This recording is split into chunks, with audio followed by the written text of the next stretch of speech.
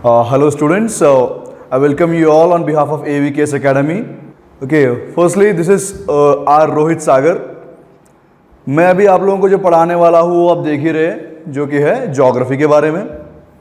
तो अगर से वो देखेंगे आप तो वेटेज ऑफ सब्जेक्ट्स का अगर से देखें और उसमें ज्योग्राफी का क्या महत्व हो रहा है ये आप देख सकते हैं यहाँ पे. टोटल नंबर ऑफ मार्क्स कितने होते हैं हमारे paper 1, specifically I am speaking about what paper 1 के बारे में हम बात कर रहे हैं यहाँ पे. पेपर 1 में क्या होता है, ओवरऑल मार्क्स होते हैं 250, जिसमें होते कितने क्वेश्चंस हैं 125 क्वेश्चंस. इतना तो शायद आपको पता ही होगा, अगर नहीं पता है तो टेंशन नहीं है, इन डिटेल हम जानेंगे अभी से. सो 250 मार्क्स में से अगर से आप देखेंगे तो क्वालिफाई होने के लिए आप लोगों को कितने मार्क्स की ज़रूरत पड़ती है यहाँ पे 105 से लेके 120 मार्क्स तक की ज़रूरत होती है. किस लिए? पेपर 1, सिर्फ पेपर 1 क्वालिफाई होने के लिए यहाँ पे. ठीक है दोस्तों, ठीक है. ये तो क्वालिफाई हो जाएंगे आप. कैसे होंगे आप? हमारे ऑनलाइन सेशंस को रेगुलरली फॉलो करेंगे तो होंगे ही होंगे. क्यों होंगे वो भी बताऊंगा मैं जब हम बात करेंगे आगे जाके सिलेबस के बारे में. तो अभी देखिए इसमें से कितने आ रहे हैं 125 तो क्वेश्चन बनते हैं, तो क्वालिफाई होने के लिए कितने चाहिए यहाँ पे मार्क्स 120 है ना. समझ लीजिए इसमें से 60 क्वेश्चंस आप लोगों ने सही कर दिया तो कितने आ रहे हैं आपको, इंटू 2 बनता है ना एक क्वेश्चन का, तो बन गए 120. अब देखिए 60 में से अगर से आप देखेंगे ज्योग्राफी का जो यहाँ पे दिख रहा है आपको, ऑन एन एवरेज आप लोगों को कितने क्वेश्चन आ रहा है, ये 22 क्वेश्चंस आ रहे हैं. मतलब कितना बन गया ये 1/3 तो आपको क्वालिफाइंग होने के लिए ज्योग्राफी ही हेल्प कर रही है.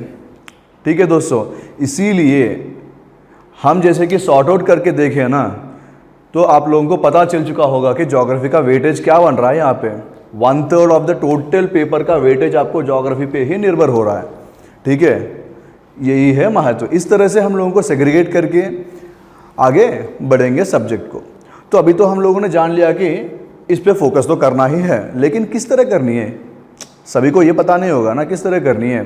तो इसलिए एवीकेएस ने इस सारे सब्जेक्ट को जो है ना अपने यूपीएससी सीएपीएफ के रिक्वायरमेंट के हिसाब से सब्जेक्ट को सारी डिवीजन करके एक सिलेबस बनाई है इसने, जो कि कंप्लीटली कंपैटिबल है किसके साथ, यूपीएससी असिस्टेंट कमांडेंट एग्जामिनेशन के साथ. तो सिलेबस को हम लोग कैसे डिवाइड करेंगे, सिलेबस के हिसाब से कैसे आगे बढ़ेंगे, ओवरव्यू एक लेंगे हम, जो कि हमारा सिलेबस के बारे में डिटेल्ड अंडरस्टैंडिंग आ जाएगी हमारे लिए. तो पहले तो आप देख रहे होंगे ये इंट्रोडक्शन के साइड में कौन सा है, पहले फिजिकल ज्योग्राफी करके आप देख रहे हैं. देखिए दोस्तों ज्योग्राफी में जो है ना, ये पहले हम वर्ल्ड ज्योग्राफी के बारे में पढ़ेंगे 3 हिस्सों में. यहाँ पे पहला क्या है वो, जैसे कि आप देख ही रहे फिजिकल ज्योग्राफी.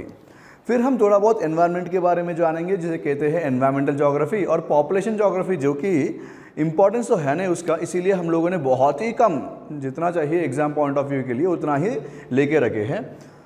सबसे ज़्यादा महत्व ज्योग्राफी में अगर से आप लेंगे तो होगा किस चीज़ का, ये फिजिकल ज्योग्राफी का. तो दोस्तों इस फिजिकल ज्योग्राफी में होता क्या है ना, फिजिकल ज्योग्राफी जैसे कि आप नाम से कुछ समझ रहे होंगे. यहाँ पे फिजिकल मतलब क्या होता है, जिसे आप देख सकते हो, महसूस कर सकते हो, फिजिकल होता है ना कंपोनेंट वो. दूसरा बन गया ज्योग्राफी. तो अभी देखते हैं ज्योग्राफी का होता क्या है. मतलब पहली बात तो किसने दिया है नाम, एराटोस्थेनीज जो है ज्योग्राफी करके एक नाम कॉइन किए हैं. He is known as father of geography. तो देखिए दोस्तों ज्योग्राफी मतलब क्या होता है, वो हमारे धरती का ऊपरी भाग का और अंदर के सारे जो अलग अलग भाग होते हैं ना उसके बारे में विस्तार में पढ़ना होता है. इसका जियो मतलब क्या होता है, हमारा धरती का विश्लेषण करना. ये है इसके अंदर. ये तो कोई पूछेंगे नहीं होता क्या है, लेकिन हमारे जानकारी के लिए तो ज़रूरी है ये जान लेना. अब देखिए जब हम देख रहे हैं कहाँ पे, जियोमॉर्फोलॉजी में, ये किस कंपोनेंट में आता है, ये आएगी हमारी फिजिकल ज्योग्राफी में. अब देखिए दोस्तों जियोमॉर्फोलॉजी मतलब क्या होता है, मॉर्फोलॉजी का मीनिंग चेंज ऑफ स्टेट. ठीक है, एक स्टेट से जो है कि दूसरे स्टेट में, ये हमारे ये कंट्री के स्टेट नहीं है, state is in the form of physical objects. समझ रहे हैं, फिजिकल ऑब्जेक्ट्स जो अपने शेप बोलते हैं ना यूजुअली हमारे रेगुलर टर्मिनोलॉजी में, उसे कहते हैं मॉर्फोलॉजी, जो है कि शेप को बदलना. हमारे धरती के ऊपर का शेप बदला कैसे, ठीक है, जैसे कि आप जानते हैं पहाड़ बने हैं, प्लेन्स हैं और प्लेट्यूस है, ये सारे बने कैसे हैं और उनके बनने के लिए क्या क्या फोर्सेस जो है कि मदद कर रहे हैं, उनके बारे में जो है हम जियोमॉर्फोलॉजी में पढ़ेंगे। तो अभी देखिए दोस्तों, यहाँ पे हम स्टार्ट जो करते हैं ना, यूनिवर्स से जो है कि स्टार्ट करते हुए आएंगे। यूनिवर्स है क्या चीज़, उसके अंदर से गैलेक्सीज क्या होते हैं, फिर प्लैनेट्स क्या आएंगे, लास्ट स्टेज में प्लैनेट्स के बारे में भी जानेंगे। अब जब प्लैनेट के बारे में पढ़ेंगे तो हमारे लिए पढ़ना क्या इंपॉर्टेंट है, अर्थ के बारे में पढ़ना इंपॉर्टेंट है, जहाँ पे रहते हैं उसके बारे में जानना इंपॉर्टेंट है। तो देखिए आप जब अब अर्थ के बारे में पढ़ेंगे तो हमारी धरती के बारे में पढ़ेंगे, तो आप अंदरूनी चेंजेस क्या होंगे अर्थ के अंदर, जिसके वजह से बाहर के सरफेस पे प्रभाव क्या पड़ रहा है, उसके बारे में हम लोग इंटरनल स्ट्रक्चर ऑफ अर्थ, ये जो सारे फॉर्मेशंस है ना, उनके बारे में पढ़ेंगे। कहाँ पे, internal and external structural formations of earth में चेंजेस किस प्रकार होते हैं, फोर्सेस किस प्रकार एक्ट करते हैं, उनके बारे में यहाँ पे पढ़ेंगे। अलग अलग थियरीज दिए गए हैं इनके लिए, क्या कहते हैं उन्हें, वो देखेंगे जब हम उसमें जाएंगे। ठीक है, अभी के लिए एक ओवरव्यू लीजिए कि क्या क्या पढ़ने वाले हैं। देखिए ऊपर से जो है यूनिवर्स से अर्थ पे आ रहे हैं और अर्थ के अंदर भी हम जा रहे हैं। उसके बाद क्या पढ़ेंगे हम, वॉल्केनिज्म के बारे में। क्यों पढ़ रहे हैं वॉल्केनिज्म के बारे में, अब देखिए आप जब वॉल्केनिज्म के बारे में पढ़ेंगे तो आपको समझ में आ रहा होगा कि जो है टोपोग्राफी, जिसे हम अर्थ का भूगोल का जो है ऊपरी सरफेस जो कहते हैं ना, उसे हम टोपोग्राफी कहते हैं। वो हुआ चेंज किस तरह, वो चेंज किस तरह हुआ, ये सारी चीज़ों के बारे में हम जो है इस वॉल्केनिज्म में पढ़ेंगे। अब देखिए वॉल्केनिज्म के अंदर होता क्या है, आप लोगों को तो पता है ये वॉल्केनो होता क्या है करके, है ना। वॉल्केनो क्या होगा, वो स्ट्रक्चर क्या होगा, अलग अलग प्रकार के क्या होंगे, और उस वॉल्केनो के वजह से बाहर के चेंजेस किस तरफ आए हैं, जो पढ़ेंगे हम एक्सट्रूसिव टोपोग्राफी। और फिर अंदर धरती के अंदर, अभी अभी रिसेंटली करंट अफेयर्स में आई सी बात है ये, कि धरती के अंदर जो है मैंटल करके एक जगह होगी, वहाँ पे अलग फॉर्मेशंस होने की सूचना मिली है। तो हम क्या करेंगे, यहाँ पे करंट अफेयर्स को भी रिलेट करते हुए सब्जेक्ट को पढ़ते हुए आगे बढ़ेंगे। तो ये देख सकते हैं वॉल्केनिज्म में इन सारी चीज़ों के बारे में विस्तार में हम पढ़ेंगे। ठीक है, फिर क्या, वॉल्केनो एरप्ट हो गया, एरप्ट होने के बाद क्या बना यहाँ पे, वॉल्केनो से आपको पत्थर बने।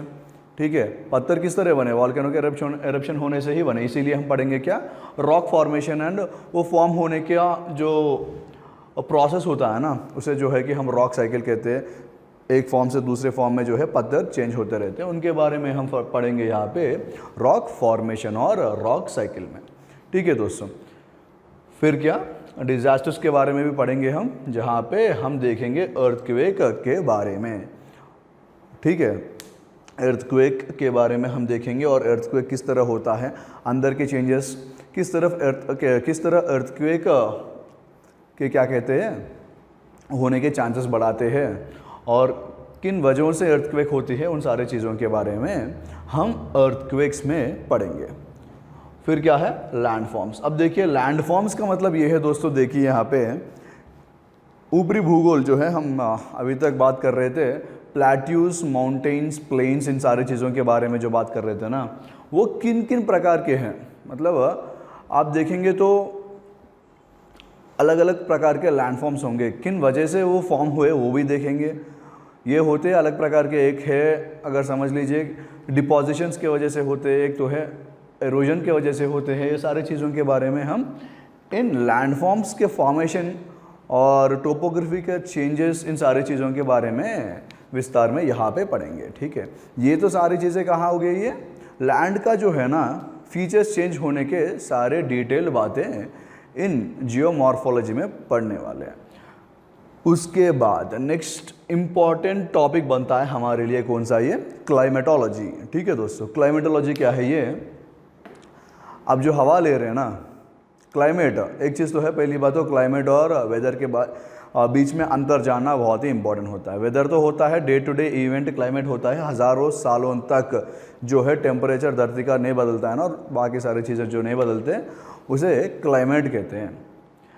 ठीक है, उसके अंदर क्या पढ़ेंगे, एटमॉस्फेयर में क्या होने वाले हैं, क्या क्या रहते हैं, क्या क्या लेयर्स होंगे, उन सारी चीज़ों के बारे में हम एटमॉस्फेयर के अंदर पढ़ेंगे। फिर होगा एटमॉस्फेरिक एयर सर्कुलेशन। जैसे कि आपको पता है हवा बहती है तो क्या होती है, आपको एहसास हो रही है कि हवा आपको छू रही है, तो ये पॉइंट आपको समझ में आ गई होगी कि हवा तो एक जगह से दूसरी जगह जा रही है, तो वो किस तरह सर्कुलेट करेगी इस एटमॉस्फेयर में, उन सारी चीज़ों के बारे में हम पढ़ेंगे। कहाँ पे? ये हमारे एटमॉस्फेरिक एयर सर्कुलेशन में हम जो है पढ़ेंगे। तो लास्टली क्या पढ़ेंगे उसी में हम क्लाउड्स के बारे में। अब ऊपर देखोगे तो बादल दिखेंगे, आपको दिख रहे हैं ना। तो सारे के सारे बादल एक तरह के नहीं होते, अलग अलग प्रकार के बादल होते हैं जिनके बारे में हम यहाँ पे पढ़ेंगे, ठीक है। फिर बनता क्या, ये दो कंपोनेंट्स के बाद इंपॉर्टेंट वाली कंपोनेंट क्या होती है धरती के ऊपर? पानी, है ना। हवा, पानी और ज़मीन। ज़मीन तो हम देख चुके, हवा के बारे में हम पढ़ चुके हैं, मतलब देखने वाले हैं सारी चीज़ें। और फाइनली हम देखेंगे क्या? ओशनोग्राफी, मतलब पानी के बारे में जो है विस्तार में ओशनोग्राफी में हम पढ़ेंगे। ओशन का स्ट्रक्चर किस तरह होगी, ओशन जो है ना उसका ऊपरी लेयर और लोवेस्ट ऑफ लेयर्स क्या क्या होंगे, डिविजन्स ऑफ ओशन फ्लोर करके सारे ओशन रिलीफ में हम पढ़ने वाले हैं। फिर होगी टेम्परेचर का प्रभाव क्या होने वाला है, सैलिनिटी का प्रभाव क्या होने वाला है, ये सारे चीज़ें जो है हम कहाँ पे देखने वाले हैं? ओशनोग्राफी में हम पढ़ने वाले हैं, ठीक है। और बाकी सारी चीज़ें जो पढ़ेंगे वो है ये सारे वेव्स जो है, टाइड्स एंड ओशन करंट्स के बारे में सारे क्या है तब देखेंगे जब हम वहाँ पे जाएंगे। फिर होंगे क्या? कोरल रीफ्स, ये सारी चीज़ें वहाँ पे पढ़ेंगे। और ऊपरी ऊपर जैसे कि मैंने कहा है आप लोगों से कि एनवायरमेंटल ज्योग्राफी के बारे में थोड़ा बहुत डेफिनेशंस देख लेंगे, ये ना हो जाए सडनली पता नहीं यूपीएससी का क्या मूड बन जाए, क्वेश्चन आउट ऑफ बॉक्स दे भी सकती है। तो डेफिनेशंस तो पूछेंगे ही शायद से, तो हमारे लिए बेहतर होगा चीज़ें पहले से जान के रख लेना। ह्यूमन ज्योग्राफी अधिकतर तो क्वेश्चन अभी तक बने नहीं, बनेंगे तो किस पे बनेंगे? वो सेंसस के ऊपर बनेंगे क्वेश्चंस। कहाँ पे? ह्यूमन ज्योग्राफी में अगर से आप देखेंगे तो सेंसस के अतिरिक्त हम क्या किस चीज़ पे फोकस करेंगे? तो ये है सेटलमेंट्स किस प्रकार के होते हैं, ये सारी चीज़ों के बारे में हम कहाँ पे देखेंगे? ह्यूमन ज्योग्राफी ओवरव्यू देखेंगे, बस कितना डिटेल ज़रूरी है नहीं। इसीलिए मैं कह रहा था आप लोगों से सॉर्टेड आउट है ये सारा। अगर से आप लोगों को बाहर मिल गया ना सिलेबस, तो ये आप कंफ्यूज हो जाएंगे कि किस चीज़ को पढ़ना है, किस चीज़ को अवॉइड करना है। इस सिलेबस से आपको क्लैरिटी आ जाएगी कि किस पे फोकस करनी है आप लोगों को करके, ठीक है दोस्तों। यहाँ तक बनती है क्या हमारी वर्ल्ड ज्योग्राफी, ठीक है। ये सारे जो कंपोनेंट, जो मेन 3 इंपॉर्टेंट कंपोनेंट्स आप अभी तक देख चुके हैं ना, वो सारे किस में इंक्लूड होते हैं? वो वर्ल्ड ज्योग्राफी में आएंगे। अभी उसके अतिरिक्त क्या रहेंगे यहाँ पे? इंडियन ज्योग्राफी बनती है दूसरी मेन कंपोनेंट, ठीक है। फर्स्ट वाली क्या है? वर्ल्ड ज्योग्राफी बन गई। अब क्या होंगे? Indian geography. इंडियन ज्योग्राफी में आप देखेंगे तो फॉर्मेशंस के बारे में बहुत ही इंपॉर्टेंस देना होगा हम लोगों को, क्योंकि इन फॉर्मेशंस के ऊपर बहुत सारे क्वेश्चंस बनेंगे। जैसे कि हम लोगों ने पहले भी देखा है फिजिकल ज्योग्राफी में, जियोमॉर्फोलॉजी में किस तरह के फॉर्मेशन, स्ट्रक्चरल चेंजेस होते हैं, वो सारी चीज़ें जैसे कि वर्ल्ड ओवर बात की है हमने, वो अभी बात करेंगे कहाँ पे? इंडिया के पर्सपेक्टिव में, ठीक है। इसीलिए नाम है physical geography. Physical features India का क्या है, इसमें हम बात करने वाले हैं। तो उसमें क्या बात करेंगे आप? ऊपर हिमालय से लेके नीचे कन्याकुमारी तक क्या क्या फीचर्स है इंडिया के और क्या क्या प्रोमिनेंस है उन चीज़ों का, सारी चीज़ों के बारे में क्या है आप लोग वहाँ पे देख सकते हैं। और तो और अब फिजिकल फीचर्स तो बन गए, लेकिन उनका प्रभाव क्या होने वाला है हमारे पानी पे, उनके बारे में आप देखेंगे कहाँ पे? Drainage and watershed management. Drainage का मतलब दोस्तों वाटर, रिवर सिस्टम्स का होता है ना, उसे हम ड्रेनेज कहते हैं यहाँ पे। फिर होगा किस तरह से बारिश होती है, किस तरफ हमारा एग्रीकल्चर, तो पता ही आप लोगों को कि हमारे क्या है बारिश पे ही निर्भर होके रहता है। तो हम दोस्तों ये देखेंगे यहाँ पे कि किस प्रकार ये बारिश हमारा होगा, मतलब बारिश होने के लिए क्या क्या चीज़ें अनिवार्य होते हैं, उनके बारे में जो है हम मानसून एंड रेनफॉल पैटर्न के इस टॉपिक में क्लियरली इन डेप्थ देखने वाले हैं। मतलब हवा किस तरह बहती है और पानी को साथ में किस तरह लाती है और किन जगहों पे किस टाइम पे बारिश होगी। और जब आप लोग ये सारी चीज़ें जान लोगे, सुनोगे और पढ़ लोगे, तब आप खुद प्रेडिक्ट कर सकते हैं कि किस समय पे बारिश हो सकती है। इन चीज़ों के बारे में आपको खुद ये तो आइडिया आ जाएगा कि बारिश कब किस जगह और क्यों होगी। इंपॉर्टेंट थिंग इज क्यों होगी यहाँ पे। ठीक है। फिर क्या है, साइक्लोन। हाँ, ये अभी के लिए बहुत ही इंपॉर्टेंट करंट अफेयर बन चुका है, क्योंकि अभी तो बहुत सारे साइक्लोन्स उभर के आ रहे हैं दोनों सीज में, हमारे दोनों साइड के दोनों सीज है ना, तो उन दोनों सीज में साइक्लोन्स उभर के आ रहे हैं। फिर से बता रहा हूँ मैं, इंटीग्रेशन ऑफ डायनामिक सिलेबस बहुत ही इंपॉर्टेंट बनता है, वो कि हम करते हुए आगे पढ़ते जाएंगे। तो इसीलिए इंपॉर्टेंट क्या बनता है, ये साइक्लोन्स के बारे में इन डिटेल जानना है, जिस पे फोकस करना है उस पे जो है अधिकतर फोकस करते हुए पढ़ेंगे। यहाँ पे क्या है, वो बनते किस तरह है, पहली बात तो, ठीक है। और करंट अफेयर्स में किस लिए है ये चीज़, उनके बारे में भी हम देखेंगे यहाँ पे ट्रॉपिकल साइक्लोन्स के टॉपिक में। फिर क्या है, सॉइल्स एंड उसके टाइप्स। ये तो नाम से ही आपको पता चल गया होगा, अलग अलग प्रकार के सॉइल तो होते हैं, सभी को पता है ये चीज़। फिर होगी ये नेचुरल वेजिटेशन, मतलब क्या होगा, ये पार्क्स होते हैं ना, यहाँ पे जो दिख रहा है आपको, national park, wild life sanctuary, biosphere reserve, उसके अंतर क्या होंगे, उन दोनों सभी नामों के बीच में इन चीज़ों के बारे में हम विस्तार में यहाँ पे देखने वाले हैं।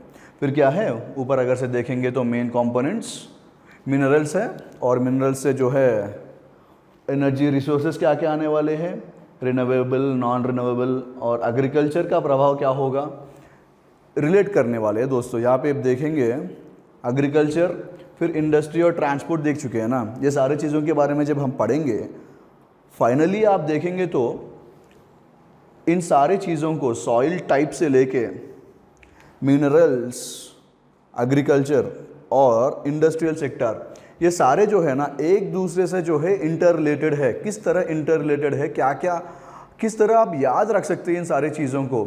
एक एग्जांपल दूंगा आप लोगों को दोस्तों, कि जिस जगह पे मिनरल कॉम्पोजिशन आप समझ लीजिए आयरन मिल रहा है, और आयरन प्रोडक्शन के लिए अभी स्टील बनानी है आयरन से, तो कोल की ज़रूरत बढ़ती है वहाँ पे। तो आपको पता होगा कि Tata and iron steel company कहाँ मिलेगी, आप लोगों को पता है ना, आप लोगों को TISC, वो मिल कहाँ आ रही है आपको, ईस्टर्न इंडिया के साइड में मिल रहा है। मतलब देखिए आप, दो चीज़ों को हम लोगों ने इंटीग्रेट कर दिया यहाँ पे, ट्रांसपोर्ट को इंटीग्रेट कर दिया हम लोगों ने, और किसको, इंडस्ट्री को हम लोगों ने इंटीग्रेट कर दिया यहाँ पे।